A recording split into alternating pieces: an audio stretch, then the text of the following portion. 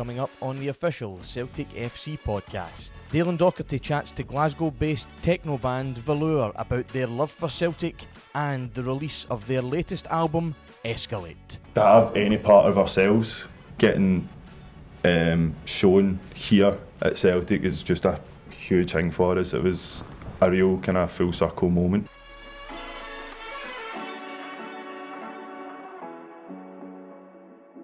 Hello and welcome along to the official Celtic FC podcast. I'm your host, Daylin Docherty, and I'm absolutely delighted to say I've been joined by Scottish upcoming band VLURE, band members Hamish, Hutchison, Conor and Niall Goldie. Hope I've got all your names right there, guys.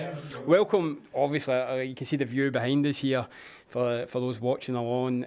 Welcome to Celtic Park. Celtic fans as well. First of all, we'll get into the music and everything that's happening in your life, but how does it feel just to be here in paradise?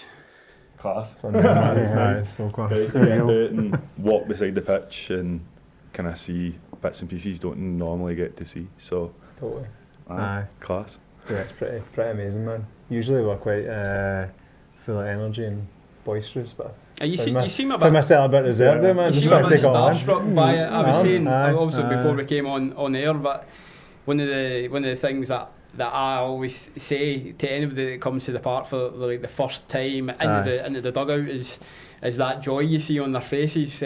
For me, working here, it tends to kind of go away in a sense because you're here so much, but you really like walking down the tunnel there, you were loving it. Absolutely. It's as close as you can get to Disneyland after a storm.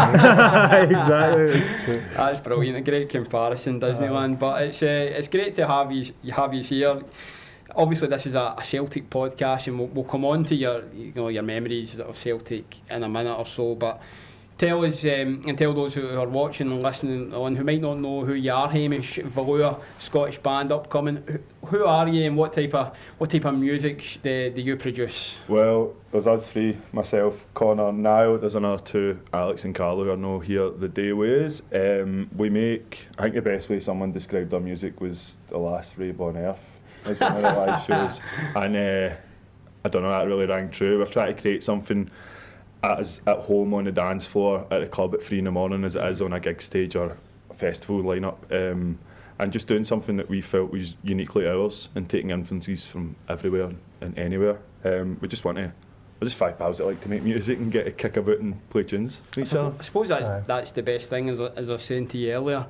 You're actually living the dream in a sense. You're doing something that you love. It's not a job at that point. You're touring. You're creating music with your pals. That must be class. Aye, 100%. We never take it for granted at all. I think that anything we do, no matter where it is and what show we're playing or how many people are there, like just see to be away, that all is. And you're like somewhere like last week we were in Switzerland playing a gig. I'm like, this is nuts. It's amazing. It's just so cool. I know. It is a dream, to be honest. Yeah. Aye. When you're playing in those stages, do you have to pinch yourself that you were in that crowd at one point watching somebody else taking influences, and now somebody you might be inspiring somebody in that crowd? That's the main thing about it, I think, is there's so many shows like me and I went to as wee guys, as brothers, and got so much from it. It just pure lit a fire in us, and it was so exciting. And then the thought of maybe that somebody in the crowd getting that for us is that's the whole point in it. You're just adding to the lineage and the tapestry, this thing you really, really care about and love. Yeah, absolutely. Tell us, obviously 3 out of 5 here today. I hope the other two aren't jealous that you're here, but tell us how the group and the band came together, first of all. Well, obviously these two are brothers, so we had no choice. That's the third time we've said our brothers. We are brothers, actually. So they've been in each other's pockets since the day Niall was born, and playing tunes together. They met Carlo a few years back when he moved over. He's originally from the Netherlands, and he moved over to play tunes in Glasgow. They met, they played in a couple of bands together.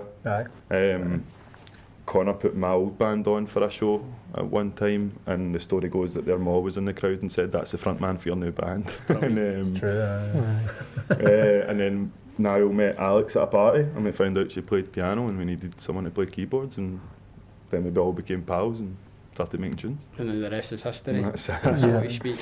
You talk about that influences that you've gathered. Glasgow's a big part of your story. Tell us, how much does Glasgow mean to your group, to your band, and how it comes through your music?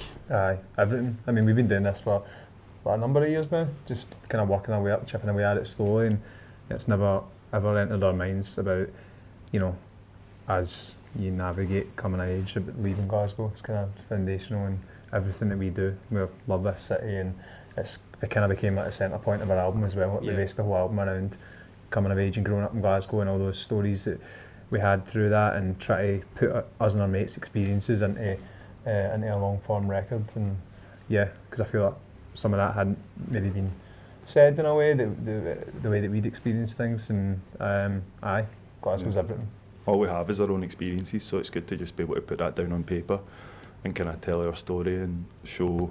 I mean, Conor said it once in an interview that the album itself was like if you can imagine your full adolescence in one night out. Like, even from the first song, I Want It Euphoric, it's like me standing in the smoking area having an interior monologue and going into the club, and like you can hear the kind of washed sounds of the club, and then eventually come in and it's full force from there on out. And the peaks and troughs of albums are all the things you come into counter with and how you deal with them, and I thought it was the best way to do it. The albums get critical acclaim. Congratulations on it, Escalate. It's a really, really good listen. But tell us, first of all, you talk about that experience of being out in the smoking area, but there's obviously so much more to it. What more did you want to express in that record that everybody's really enjoying? I think we wanted to share stories of like a lot of the things that I was thinking about when I was writing some of the lyrics, and same with Conor when we're writing the lyrics and now as well. And we're looking at like, I see a lot of the album like going along the Broomy Law on a really wet, rainy night at 2-3 in the morning, and you're like walking down and you're with your pals and you're going from the club to a house to go and have another party, and like, that way you feel like you're unbeatable. You're like, oh class, this is like the best time, let's go in and really enjoy ourselves. And then there's other parts of it of like, the days after, when you're like, oh, what did I say and who did I say it to? Otherwise known as the fear for me. I've heard of that. There's obviously, there's that energy, that the rave music, the dance scene. There's a real 90s feel, almost Prodigy feeling about it. Sorry.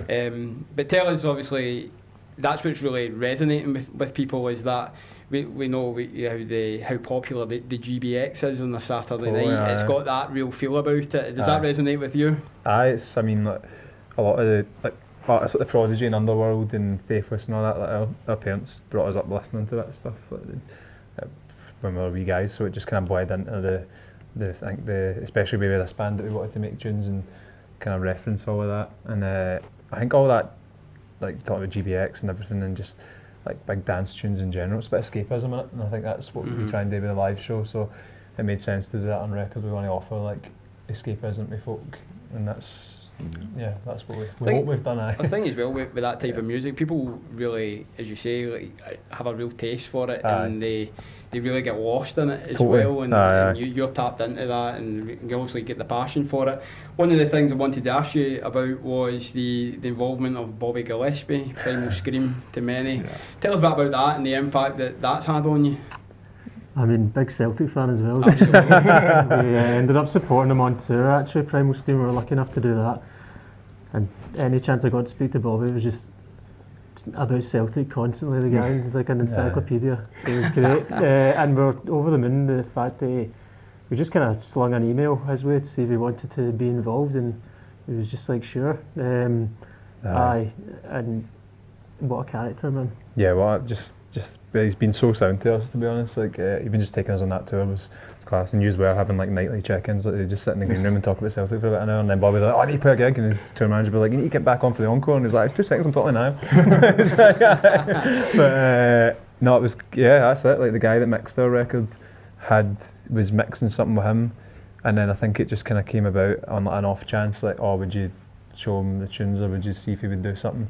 And then somehow he said aye, and then he was kind enough to just send us the vocal takeover, and still didn't feel real. We were playing it on WhatsApp, and I was like, how have I got like a vocal recording of like just Bobby Gillespie speaking the words that we wrote in it on WhatsApp? Like, that's mental. One of the funniest days was getting a Bobby Gillespie voice note, and you're like, what is this, man? You have to pinch yourself. About 3 or 4 times. How's that? We stuck it in like we've got a group chat with our mates, and then I think our mate was like, is that AI? I was like, I think that's the perfect segue now to Bobby Gillespie, Celtic Connection, as this is the official Celtic FC podcast. VLURE's played in the stadium. First of all, as Celtic fans, what's that feeling like, you know, your track playing inside Paradise? Aye, we were just about to go on tour when it came through, and we had to be like, oh, can someone please verify this, that you know, our tune's going to be playing in the pre-match playlist, and to have any part of ourselves getting shown here at Celtic is just a huge thing for us. It was a real kind of full circle moment from things that you don't, it's not even a thing that you think about when you're a wee guy, but then when you get older and you're like, see, if I knew that was an opportunity, I'd have thought about it when I was a wee guy. And that's the thing, is we've seen that you actually tweeted the Celtic account at the time, almost the disbelief and pride, obviously, that your song's playing inside Celtic Park. We spoke about it before we come on air. You know, these dance tracks, they almost get better over time. Who knows, in the future a Celtic player might take to one of your songs, and that might be their go-to. A chant would be... Someone can organise that who's watching, and that's I'm going to try make moves to get that happening online. It's the best place to try it, to be fair. Celtic, then, let's talk about the football club. We're all supporters here. Hamish, come to you first. What's your memories of this football club, and what does it mean to you? My first memory is my first game I came to was a Phil O'Donnell testimonial. I was looking at it this morning, about 2008 or so, and then I think the following season my mum had been made redundant, and then our redundancy money bought me and my dad season tickets for, I think it was about 3 seasons we had them. I don't think we won much over those 3 seasons. After that I had to start. It's funny because I had the same feeling. I was like, is it me? I like, oh no. But luckily I had to go start working and work on Saturdays, so I couldn't come down to the games, and then we started winning things again, so it was alright.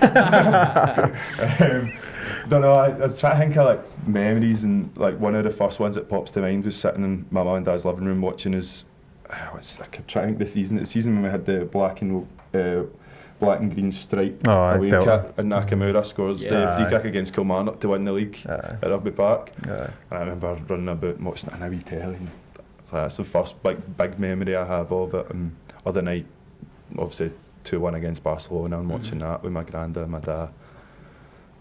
It's special, obviously, come to yourself, guys, but those memories, they really link you, not only enjoying it yourself with Celtic, but family members as well, which drives everything for you as well. No, 100%. Family and friends. Like Celtic, such a community. I think that's the thing as well. All our mates are big Celtic fans, and we go to McCool's and have a drink, watch the games, and we kind of get to them, and it's just everything that surrounds that is what it's all about, to be honest. And I mean, one of my favourite memories is when we went to the Stadio Nacional.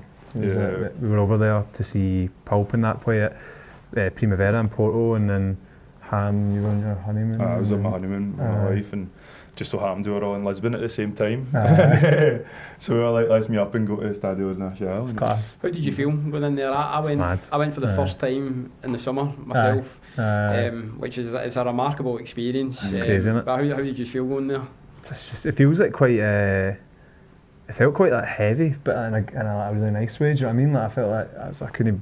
Like it's weird because you just seen it so many times on like photos or videos, or like watched the old footage, and it's like just being there and like realising what actually happened there is but what's amazing about it hasn't changed from when obviously Billy McNeil lifted the European Cup, and incredible. You've basically got the free run of the place almost, which is great. Guys were just so happy to show you about. It was you that said, you were like, oh, we should just go speak to the security guy, because I think you said you'd read online somewhere that it would be chill if you just go and say to them. And then it must just happen all the time, because as soon as we were walking out, another group of Celtic fans came in right past us, and it's like, this was a weekday, so security guards must have they say that it's almost like Celtic fans they flock there every single day. So it's pretty constant Celtic fans. You can imagine it's almost like the mecca of Celtic almost, but it's a pretty cool experience. And for yourself, any Celtic memories and experiences? My favourite one was being here,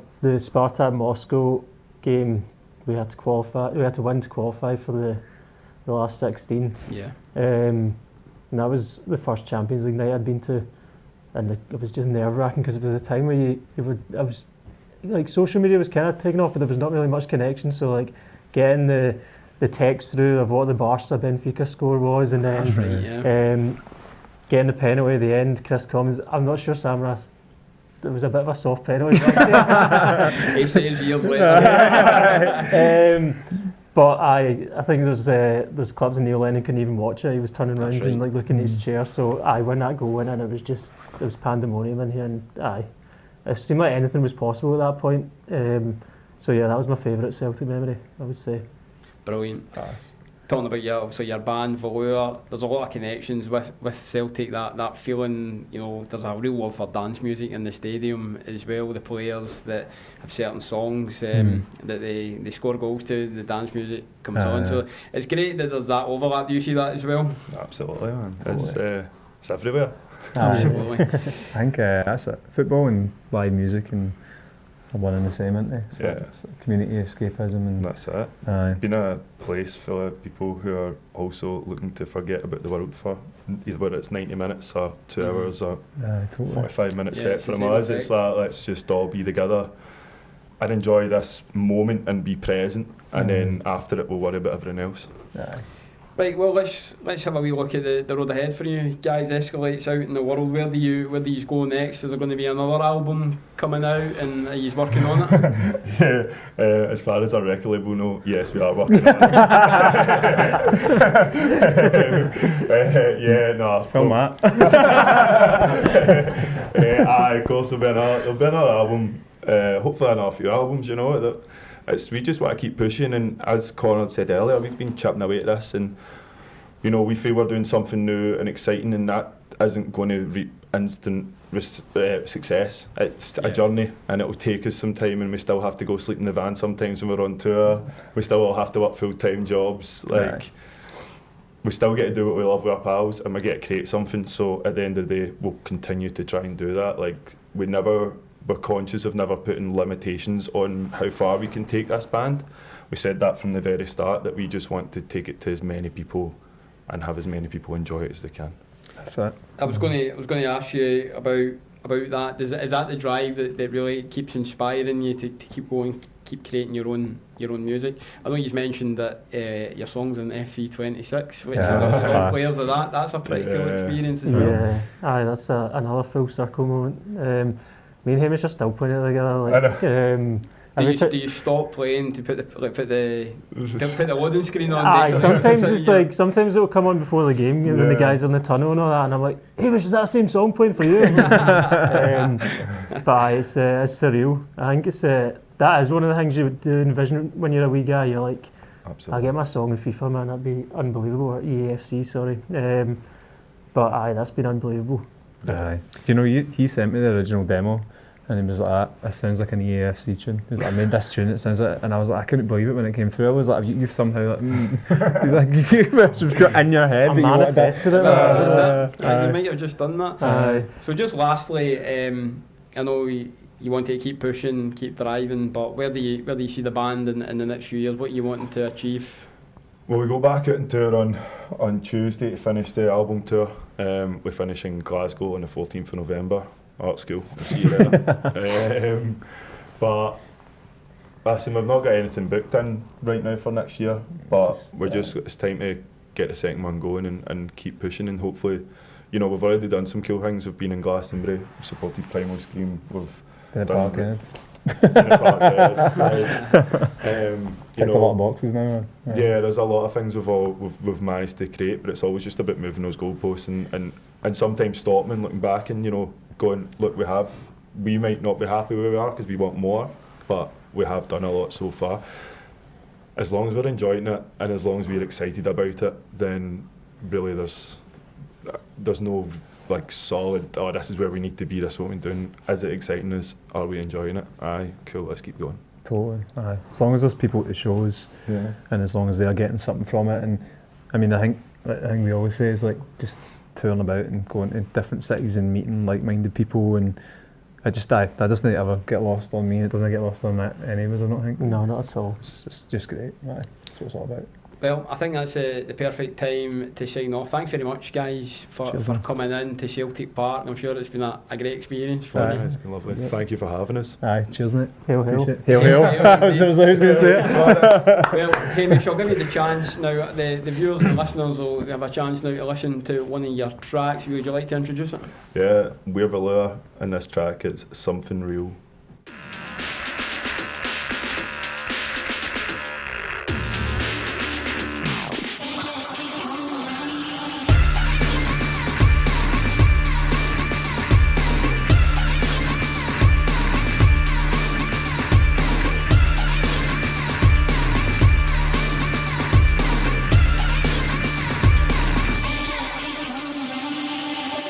To the same coin, one suffers for the other's joy.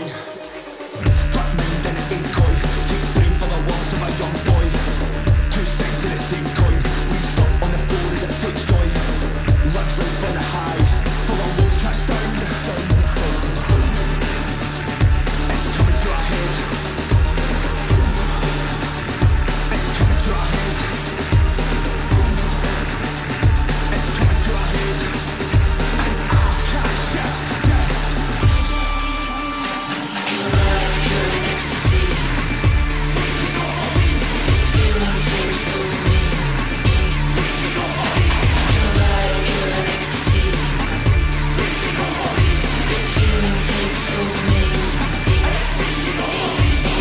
Man's high in the land, but got no water. Take man's crown, turn prince to a pauper. Man's not Moses, man's not David, but try man, bring lambs to the slaughter. Come over here, get and man get fried. Potato walkers built from the dirt, bricks and mortar. Jump on a wave, like man's fishing. You want war? Ain't no this thing, straight this thing, and you know we ain't missing. Stop all the talk, please stop all the